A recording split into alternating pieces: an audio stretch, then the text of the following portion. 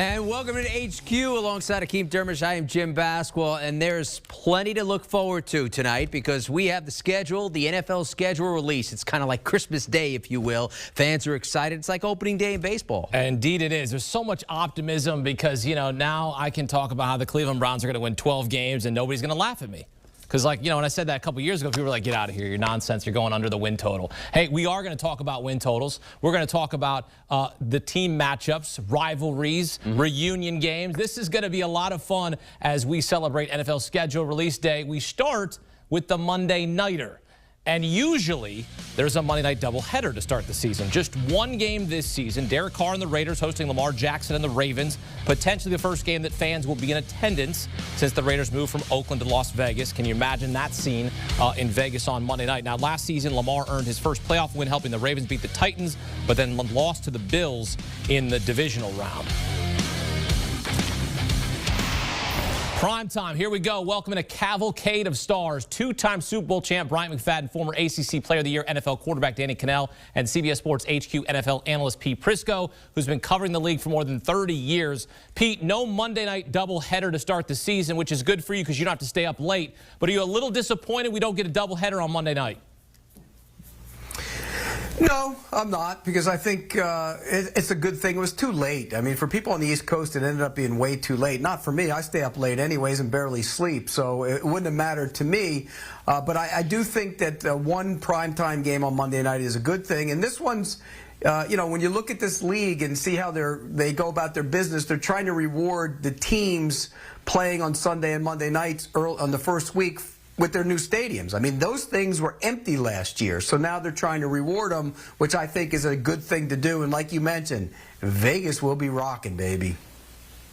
Yeah, that's the thing I'm most anticipating, too. After a long season without fans in a lot of stadiums or half full or quarter full stadiums, to see Las Vegas debuting their kind of second home opener where they'll actually get to celebrate it, I think will be an incredible atmosphere. And not to mention the matchup itself should be pretty incredible, too, with Lamar Jackson, one of the most dynamic, exciting players, with Derek Carr, who's always seemingly in this tenuous position with John Gruden on the Raiders. I think it should make for a fun game, and I kind of like a standalone game. I mean, the doubleheader was fun because you get two games. If you do get in trouble in the gambling front, you can make up for it in that last-ditch effort with the second game, but you get it in prime time. You don't have to go one a little bit earlier and then have the 10 o'clock kick and be up late. It's right in the heart at 8:15. You'll be able to focus on that game alone. So I kind of like the way that it is, and I think it's an outstanding Monday night matchup to start off the season.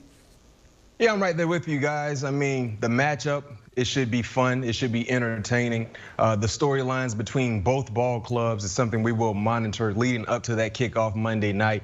And just where the game is being played at in Las Vegas, right? Las Vegas. And it seems like this is the first year the Raiders will be in Vegas because last year no fans were allowed to be in the stadium watching them go to war. So now knowing that the stadium will be filled to capacity, it will do something not just for the fans that are there in the stadium, but for us that are watching from our bedroom, that are watching from our living room. We feel the momentum. We feel the energy just from watching the game from our television. So it's going to be a star-studded weekend. It's going to be an outstanding Monday night. I can't wait for kickoff. It feels like it's Christmas just knowing the schedule is now released. Yeah, and you look at some of the Monday night games that are on the schedule just being released as we get them in to our newsroom. New England and Buffalo in Week 13, one of the ones certainly to circle. What's the Monday night game that you're most looking forward to when you've looked at the schedule? Pete, I'll start with you.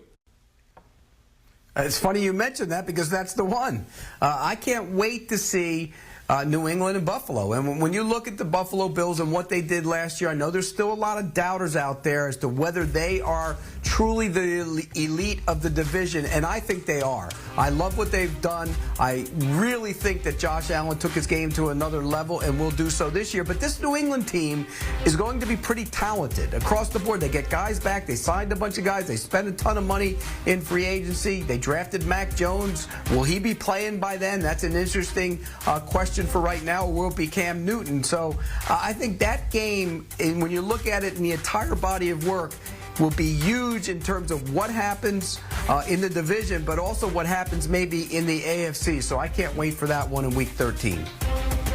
I got another one, October 18th, Bills at Titans. Another, the Bills are in yours because of Josh Allen, Sean McDermott building a roster that's one of the better ones in the NFL. They feel like they're ready to take that next level. And then the Titans on the other side are a team, and this is a team that we saw play last year, and they've had a nice little rivalry going. But I feel like the Titans are this team that should be able to win their division, which is one of the weaker divisions in the NFL. And if they do, they're a playoff team. But I'm kind of waiting for them to take that next step. And can they get that defense adjusted? And they've addressed it through free agency. They've addressed it through the draft. But can that defense slow down Josh Allen and that Bills attack? So that game was, for me, one that I had circled on Monday Night Football.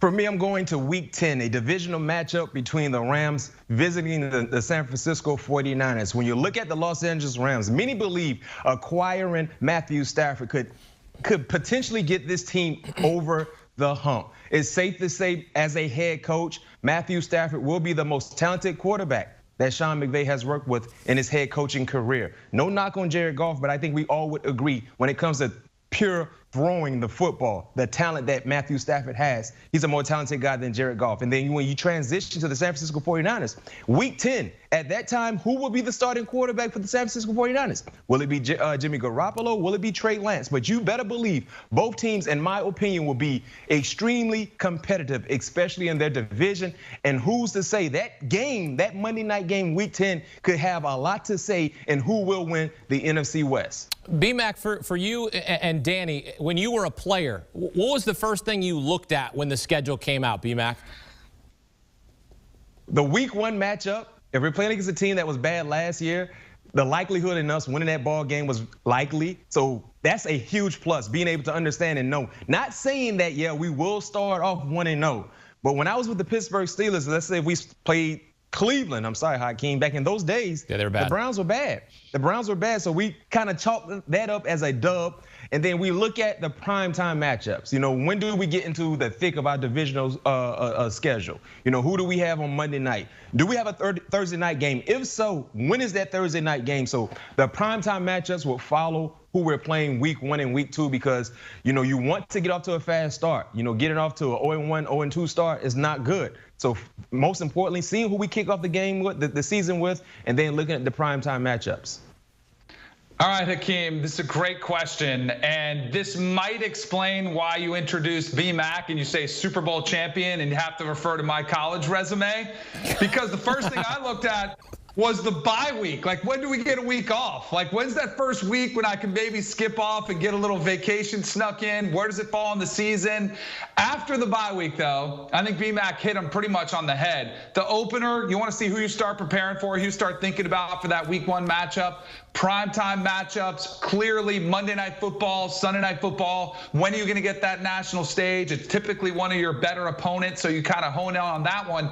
And then an added dimension that I didn't have to deal with, and unfortunately, you know, fortunately or unfortunately, some of these teams do, is I would want to know, hey, are we going to London? Are we traveling? You know, is there a weird spot in our schedule?